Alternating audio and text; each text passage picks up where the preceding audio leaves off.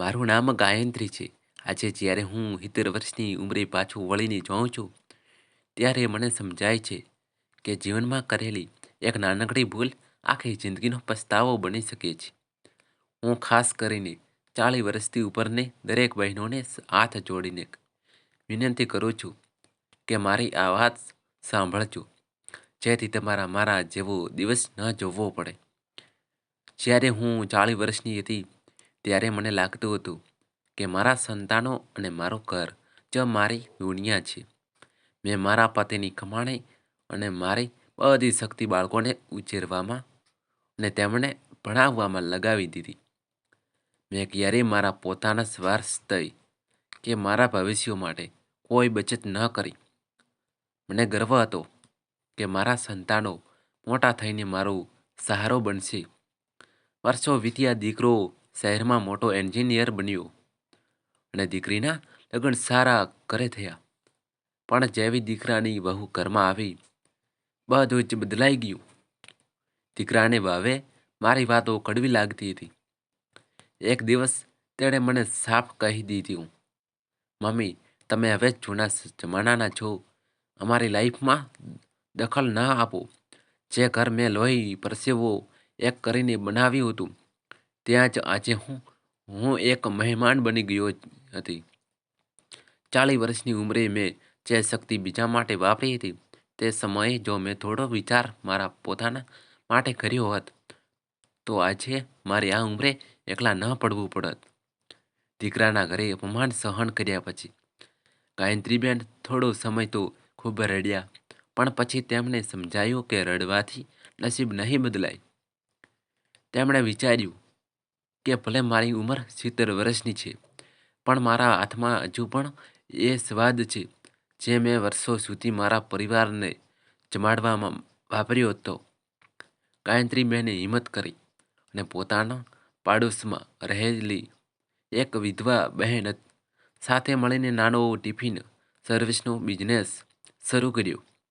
શરૂઆતમાં લોકોએ મજાક ઉડાવી કે આ ઉંમરે હવે રાંધવા બેસવો, પણ ગાયત્રીબેને કોઈની વાત પર ધ્યાન ન આપ્યું.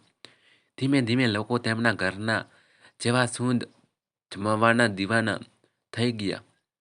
માત્ર 6 મહિનામાં જ તેમનું કામ એટલું વધ્યું કે તેમણે બીજી 3 જરૂરિયાતમંદ સ્ત્રીઓને કામે રાખી. આજે ગાયત્રીબેન કોઈના પર નિર્ભર નથી. તેઓ ગર્વથી કહે છે, જે દીકરાએ મને બોજ સમજી હતી, આજે એ જ દીકરો મારી પાસે પૈસા ઉછીના માગવા આવે છે. પણ મેં તેને શીખવાડ્યું કે મફતની રોટલી કરતાં મહેનતની રોટલીમાં વધુ સ્વાદ હોય છે. ગાયત્રીબેને હવે એક નાનું સખી મંડળ બનાવ્યું છે, જ્યાં તેઓ 40-50 વર્ષની બહેનોને સમજાવે છે કે બાળકોને ભણાવો, પણ સાથે સાથે પોતાની કોઈ આવડતને જીવતી રાખો. આજે ગાયત્રીબેનના ચહેરા પર એક કરચલીઓ હતો છે જ, પણ એની સાથે એક અદ્ભુત આત્મવિશ્વાસની ચમક પણ છે. ગાયત્રીબેનની સફળતાની વાત હવે માત્ર તેમના વિસ્તાર પૂરતી સીમિત નહોતી રહી. આખા શહેરમાં ગાયત્રી માજીના ટિફિન વખણાવા લાગ્યા હતા. પણ ગાયત્રીબેનનું લક્ષ્ય માત્ર પૈસા કમાવાનું નહોતું.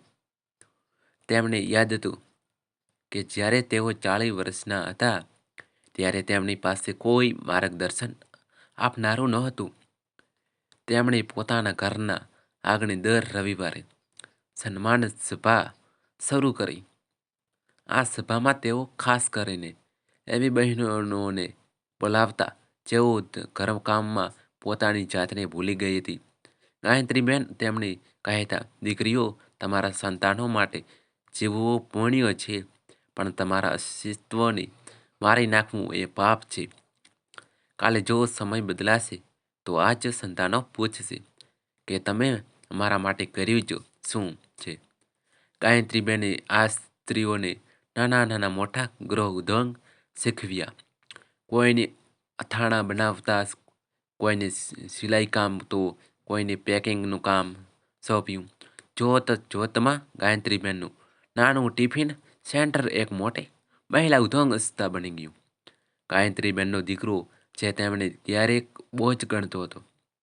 આજે લોકોની વચ્ચે પોતાની ઓળખ ગાયત્રીબેનના દીકરા તરીકે આપતા શરમાતો હતો, કારણ કે તેણે પોતાની માતાની કિંમત મોડી સમજી હતી. અંતે ગાયત્રીબેને સરકાર તરફથી વુમન એમ્પાવરમેન્ટ એવોર્ડ મેળવ્યો.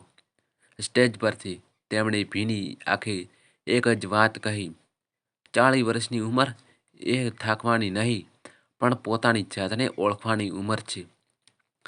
તમારી દીકરીઓને ભણાવજો, પણ તમારી વહુઓને પણ દીકરી જેવું સન્માન આપજો, જેથી કોઈ ગાયત્રીને રડવું ન પડે. આજે ગાયત્રીબેન 80 વર્ષના છે, પણ તેઓ હજુ પણ એટલા જ ઉત્સાહી છે. તેમણે સાબિત કરી દીધું કે સ્ત્રી ધારે તો ગમે તે ઉંમરે પોતાનું નસીબ પોતે લખી શકે છે.